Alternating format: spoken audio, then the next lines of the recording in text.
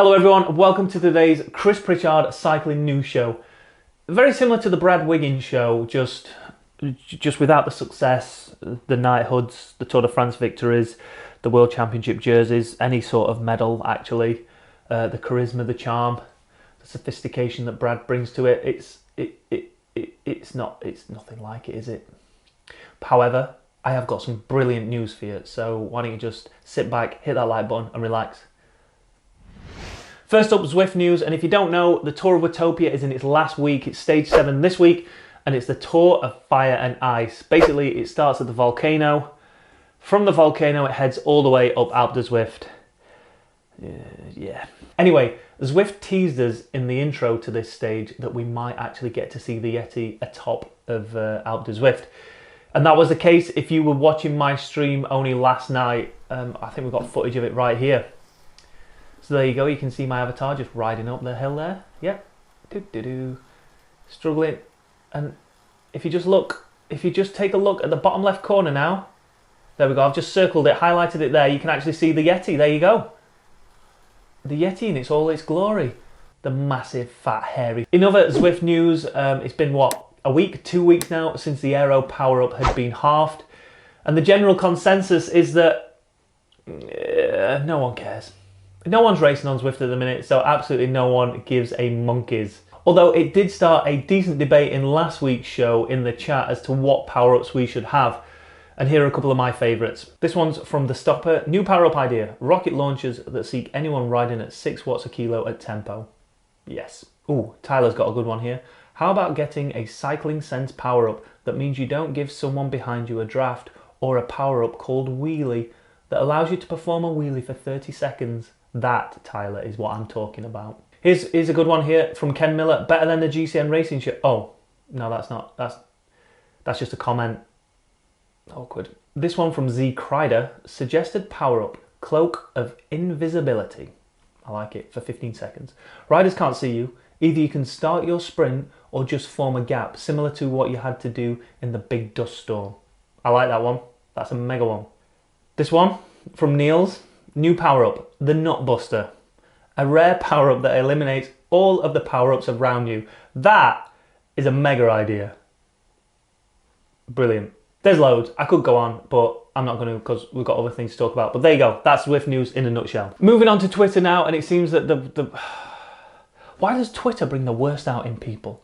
So this is breaking news. Rowe of Ineos, Team Ineos, has actually cancelled and deleted his Twitter account, based on the absolute stupidity and, I've got to say PC here, so we'll just leave it at stupidity, of some people who have taken what was an innocent picture, totally out of context, and made his life hell for it. So recently there was a picture posted of the team, all on the Team Ineos bus, and in there was Luke Rowe. And Luke was simply, well, you'd call it an in-joke, or you'd call it a little bit of a prank. If you're in the in-joke, then you fully understand it, you get it, you laugh, and then you move on to the next one. Potentially give it a little heart as you scroll past it, but no, not the trolls. So in this picture, Luke is simply sat there, innocent, quite innocently, and he's taken his index finger and his thumb, and he's simply made what would appear to be a circle.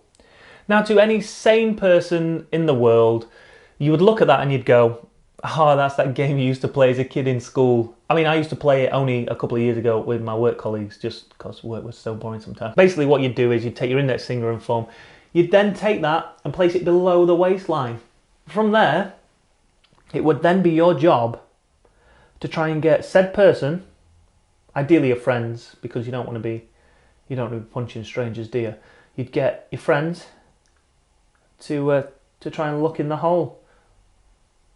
Hey, have you seen this? I mean, you couldn't make it that obvious. You'd have to say something like, "Blooming hell, look at that! What's that?" And then when they looked at your finger and thumb, then you get to punch them. That was it. So for the majority of sane people, looking at this picture, it was completely innocent. However, the trolls, they must have had, I don't know, a day off. It must have been a bank holiday for them. I don't know. But they took it and they ran with it, and they decided that Luke was performing some sort of white supremacist gesture. Yeah, you heard me right. Now, whether that gesture has been adopted by them, I don't know. quite frankly, I don't care. But clearly, what he's doing is simply innocent. Now, I know Luke a little bit. He doesn't know me, but that's cool. I know him. I know what kind of guy he's like. God damn it. Why do these people do this? But for us normal, sane people, we know exactly what it is, and we know it's a completely innocent prank, a completely innocent in-joke, and because of that, he's now taken to deleting his Twitter, and in my eyes, it's the wrong way to go. See, what I'd do is I'd get on Twitter. I wouldn't go and answer them all, but I'd make a video. Because in this day and age now, you don't have to wait for the media to write a story about you. You've got your own media company there, and you can go on and say, listen, stop being idiots. I did this because X, Y, and Z. Fine, trolls. Listen, if you wanna carry on thinking that, go and think that in your own little circle and just talk amongst yourselves. But don't come here with that. Don't bring that to here, because I'm trying to provide motivation, inspiration. I'm trying to provide a career for myself. I'm trying to be out here riding bikes and racing bikes and inspiring young kids to do the same. Don't come here with that crap, because it appears that the trolls, they just want to bring people down. That's their sole aim. They see someone being successful, they go, oi, hey, come on, I'm going to drop you down a peg or two. So, yeah, I'd take to Twitter and I'd say, listen, idiots, stop being idiots. This is what I did. Now can we just crack on? Carrying on with Twitter now, and one of the funniest tweets I've seen in a long time. So the news story is that women's cycling have lost Liège-Bastogne-Liège and Flèche-Wallonne in the World Tour status simply because the ASO won't provide 45 minutes of coverage of that race. They won't provide live coverage of that race, which is a stipulation in the contract nowadays that for 2020 you need to provide 45 minutes, and they won't. However, the ASO can, right? They can provide 7 hours a day of tour footage for the men. You know, those like 3 or 4 hours when absolutely nothing happens and we're just watching fields and a cathedral and an old castle. We can throw that all day at you. But no. 45 minutes of women's footage. Whoa, no, whoa. What? Are you crazy? It's like they're taking, I dread to think, 5 steps back. Like, this is the perfect opportunity to not only really bring on women's cycling, to provide cycling fans with cycling that they've potentially never seen, and just show how good women's cycling is. You show 45 minutes, you can find 45 minutes in your schedule, you can film that. The chances are the men are going to be there, you're going to be covering their race. Let's cover the women's as well. And if not, is it really going to be that detrimental to you to just send a couple of cameras over there to get that live footage? You're going to show that on live TV. What's going to happen? More potential sponsors are going to be exposed to it. They're going to see it. They're going to want to invest in it. What's that going to lead to? Oh, more money into the women's peloton, more money for the riders, more money for infrastructure. What does more money create? More opportunities, more business, more TV coverage. Why wouldn't you do it? But anyway, the best tweet I saw about this story was from Yolanda Neff, and this is it. Dear fossil grandpas in power, making decisions is like farting. When you press too hard, the result will probably be shit. Hashtag money, money, money. Hashtag greedy for power. It looks like you don't have daughters, wives, or sisters. I guess you once had a mother. Maybe remember her next time. Moving on to the Giro now, and we're actually going to go live across to Italy now to speak to our roving reporter, Chris Pritchard, who's there in Italy to get all the news and gossip. I think we can go to him now. Chris, could you give us a quick update on the Giro, all the goings on? We want to know what is happening out there in Italy right now. Buongiorno, come stai? Sì, molto bene, grazie. E tu? Sì, bene, grazie. Scusa, dove è il bagno? Sì, al bagno a destra. Grazie mille. Prego. So it appears that absolutely nothing is going off at the Giro. However, that might change today. Today is a mountain stage where we might actually see something happen, rather than it just being 3 weeks of cafe rides for all the riders. All right, onto the UK racing domestic scene, and the Tour Series is well and truly under. There's only 2 rounds to go now. We've just finished off with the Birkenhead round.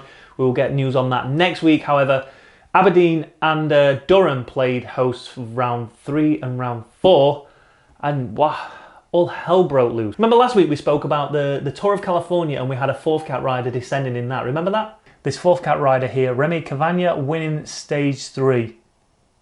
He's a pro. And he descends like that. I mean, look at it. Listen, if I got 50 pence for every time he 50p'd one of those corners, I'll be able to buy myself a new bike. It appears the Tour Series organisers Sweet Spot are now allowing fourth cat riders into the Tour Series.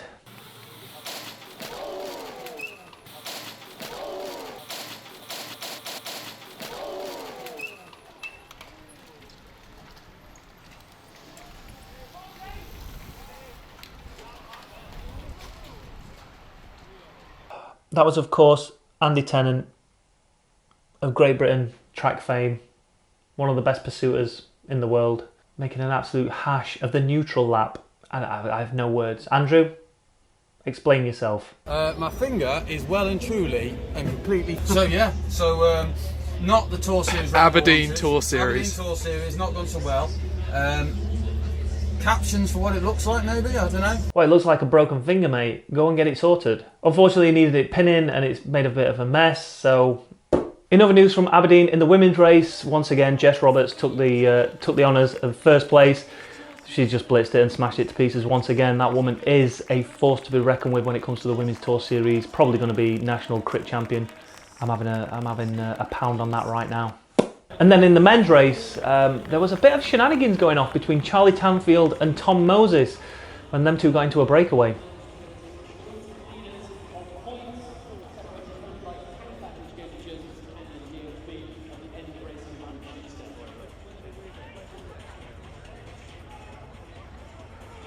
Beef.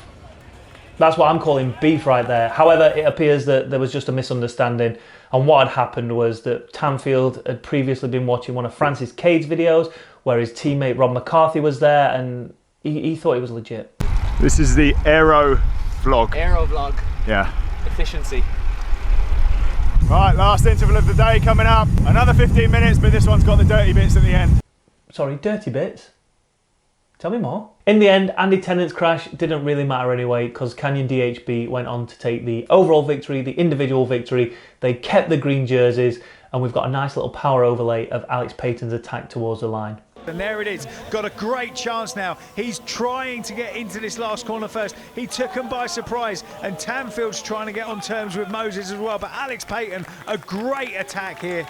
Alex Payton lines it up for the final corner. Tanfield, his teammate in second wheel. Sheshka's recovered as well. He's tried to come up, but Alex Payton has a look back. It's going to be his first Tour Series victory. Alex Payton takes the win on the night.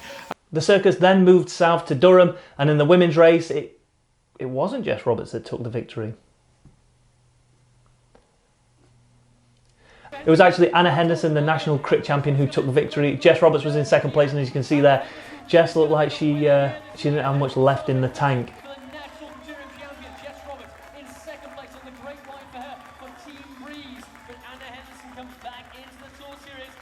However, the men's race, the big news, probably the biggest news of the week, Cameron Jeffers. YouTube's very own Cameron Jeffers, Cycling Cam, Cameron Jeffers, Jeff Hefe, whatever you want to call him. Now, rather than just skirt over this, let's take a deeper look into the highlights from the Tour Series men's race at Durham.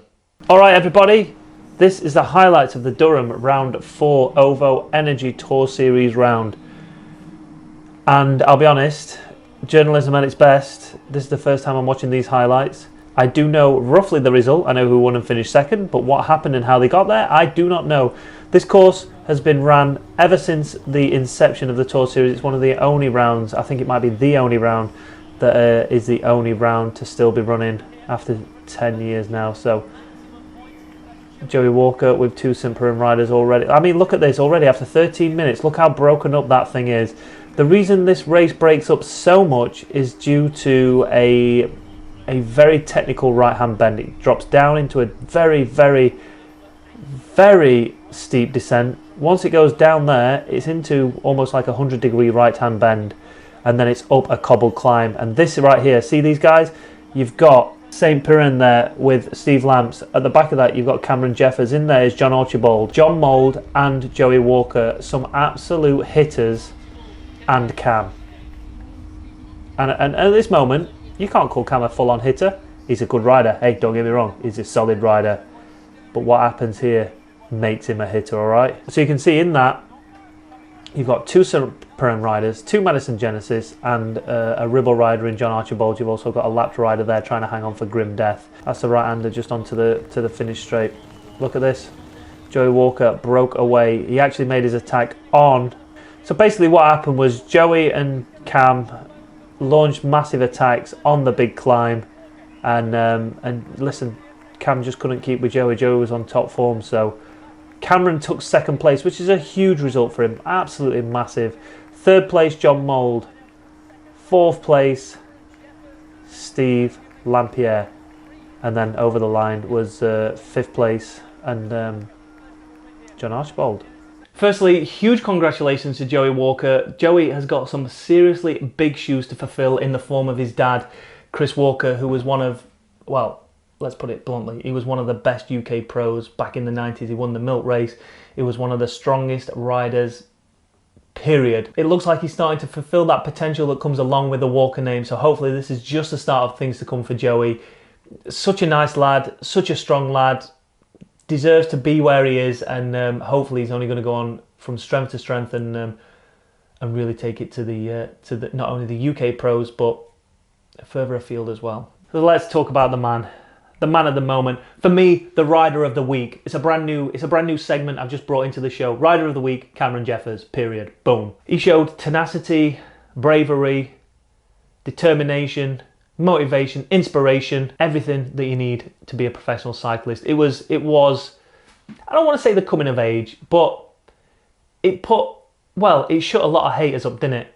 Because a lot of people, and I saw a few comments in his video that he posted, you know, people thought Cam was just there to make the numbers up. He wasn't really gonna go anywhere with it. He was making out he was better than he was, and he didn't really have the chops to keep up with the big boys, to be part of the pro peloton in the UK, to be up there with the big guns. But hey, he's just proved the doubters wrong, and huge props for him for that. That takes a lot of guts and a lot of effort, because I know he's had a lot of bad luck with finishers and not finishing where he wanted to finish. And you know, when you don't put your life out on camera, when you don't film the majority of your cycling career, people can have an opinion on you, but they keep it to themselves. They've got nowhere to vent it.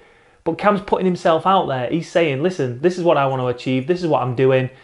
And when the results don't go so well, I've got to accept that. And with that comes a lot of negativity, bad comments. And he's still got to rise above that. And he's still got to keep pressing on, knowing what he's trying to achieve and knowing he is capable of achieving it. So it's only the start of things here. And if he can maintain that confidence, if he can maintain that fitness and form, then we should see him knocking on the door of top 10s, top 5s, week in, week out, you know, towards the end of the season into next season. So well done, Cam. From CyclingHub, from myself, absolutely amazing result. Well done, dude. It's well deserved and about time. So before we go, what I wanted to do is a suggestion that someone left in the comments of last week's video was to read through some of the comments that get left on the channel and just have a little bit of fun, I guess. So I'm gonna have a look through the comments now and bring you 3 of my favouriteest comments of the week. Here's a good one from Tayeb. Looks like a bit of chemistry between you and Mon. A stink bomb? I presume what he means is, you know, you can clearly see that she likes the older man. Louise sent this. Had to lower the volume. My girlfriend thought I was watching porn. Oh yeah.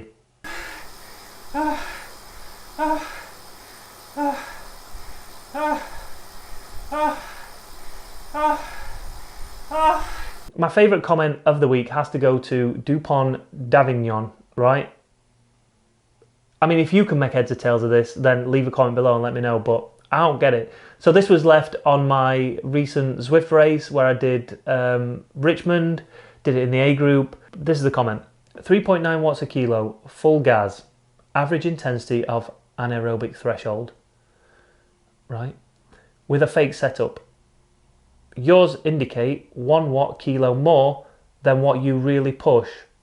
You suck, bro. I mean, that clearly makes sense. Normal guys with normal constitution can do this without training. So I responded, and again, in English this time, like, I'm not being rude, but what are you on about? And his response was this. Says the guy who's writing totally erratically. Writing sometimes 5 points without any interval after the last one. Sometimes 4 points instead of 3 points of suspension. This man is a model of strictness. I get the sarcasm there at the end. What I don't get is, why does it matter? Does it matter? Amazing that there can be people dumb enough to follow the advices of a guy who pushes 2.9 watts a kilo at 171 BPM. As proven on the 4th of the 2nd 19. He's left 8s here. Or 2.7 watts at 174 BPM, 4th of the 10th 18. That's like 4 months of training. But anyway, when the average schoolboy who rides a couple of miles a day to go to school could do better. All right, fair enough. That's cool. I don't quite understand why you need to tell me that, but that's fine. P.S. Don't be surprised that some people don't like quacks. This is not exclusive to you in any way. Do not boast too much. Do pon. Do one. Thanks for watching, everybody. Make sure you hit that like button, hit that subscribe button, hit that notification bell if you've not done already. Ting, that helps you to know when we go live with our live streams or when we drop a brand new video. Leave a comment below on any of the stories we've covered this week. If there's any stories you want us to cover next week, leave them in the comments. And if anybody can shed any light on that last comment, then please feel free to do so, because